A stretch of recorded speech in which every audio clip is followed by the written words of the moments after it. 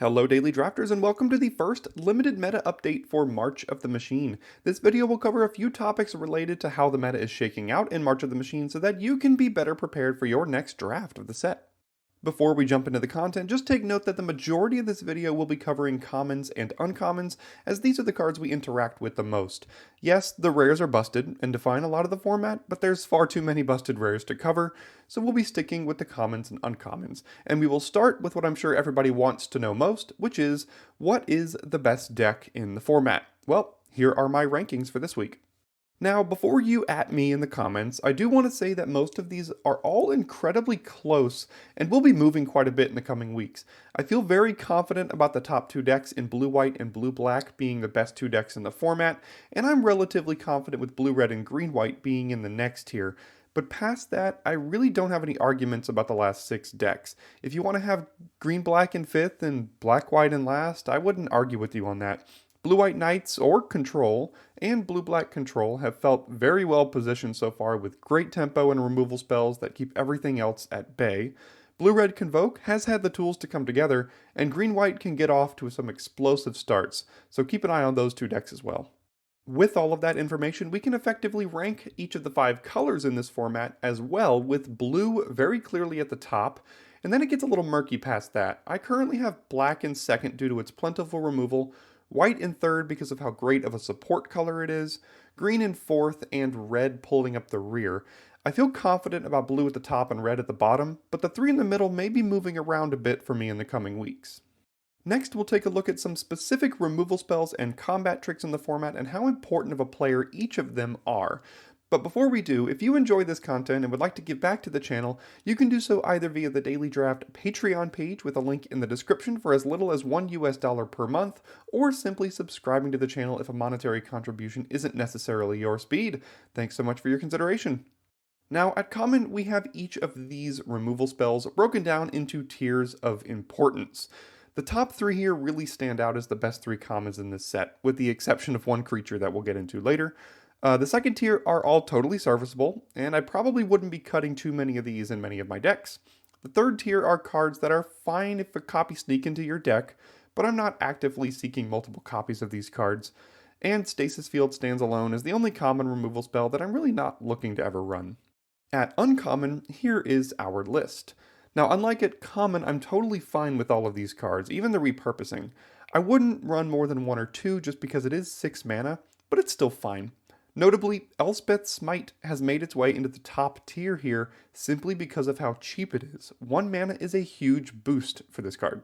Next, here is my tier list for the relevant combat tricks at common and uncommon, and sorry if I left a few out, it's difficult to find exactly what a combat trick is. Now, notably the only trick I have in tier 1 is Angelic Intervention. It's by far and away the best trick in this format. Aerial Boost and Surge of Salvation are also ranked pretty highly because of how cheap they are. The boost is free more often than not, and Surge is just 1 mana protection spell with upside. The next 3 cards are all tricks that are fine to include every now and then, but you really shouldn't prioritize. And the last and largest category are tricks that I would really try to never put in my deck at this point.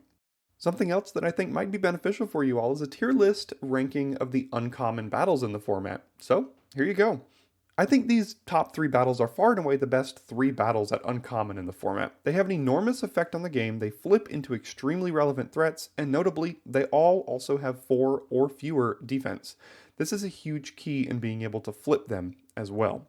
The next tier of battles are all fine, that are situationally good, and I'm usually fine including at least a copy in my decks that want them. But you have to be careful and make sure your deck wants it. A heavy non-creature green-white deck will not want Invasion of Moag, and a smaller low-curve green deck won't want Invasion of Muruganda, so be careful. Our next tier are battles that I'm ideally not looking to run, but if they're my only battle in the deck, I'm usually relatively okay with it. They're fine, but not really at all a priority. And our last 2 are the only 2 that I don't think I want in any of my decks. We will finish here today with some notable cards in the format, either under or over performers, controversial cards, or just otherwise notable cards, and a quick blurb on each of them. Firstly, we have Preening Champion, which some people are calling as good as Inspiring Overseer was in New Capenna, and while I'm not quite that high on it, I do think that Preening Champion is the best common in the entire set, and a large part of the reason why blue is the best color. Next, we have Norn's Inquisitor, which I keep seeing far too late in packs. This card is very, very good, and one of the only reasons at common or uncommon to get into the black-white Phyrexians deck. You should be taking it higher. Any of the instant speed Convoke cards are much better than you're giving them credit for. A lot of the time these cards are effectively free, which is a huge advantage for you against your opponent. I started incredibly high on the cycle of Landcyclers, and while I still think they're good cards, I don't think they're as busted as I did in week 1. I usually want maybe one of each color in the color pair that I'm in, but not much more than that. Nezumi Informant is a card that looked great in preview season because we've seen this effect before and it was very good. But this card is not Virus Beetle, I'm afraid. I usually don't find room for this card in my deck because the 1/1 body just isn't big enough to tussle in the format. Traumatic Revelation is a card that I have loved including 1 to 2 copies of in all of my black decks. With all the busted rares running around, this card has saved my butt several times by getting them out of their hand before they have the chance to cast them. Okay, now Seed of Hope is a card that is getting a ton of buzz in the community, but I just don't see it. My stance is that life totals really don't matter in this format, so the 2 life is effectively irrelevant, and yeah, maybe you get to return a permanent, but what if the copy of the Seed of Hope in your deck was just another permanent card in your deck? Would it not just be better? Let me know what you think of this card in the comments. Skittering Surveyor was an all-star in Dominaria, but I haven't found it to be super relevant here. Again, the small body it leaves behind just can't compete with the rest of the power in the format, so I usually don't find space for it in my 2-color decks. And lastly, Sunfall is absolutely busted, and you should never ever pass this card. Thanks for coming to my TED Talk. Thanks for tuning in for the first meta update of March of the Machine. I hope you're able to use this information to help you in your next draft, and I will see you soon for more content here on the Daily Draft channel.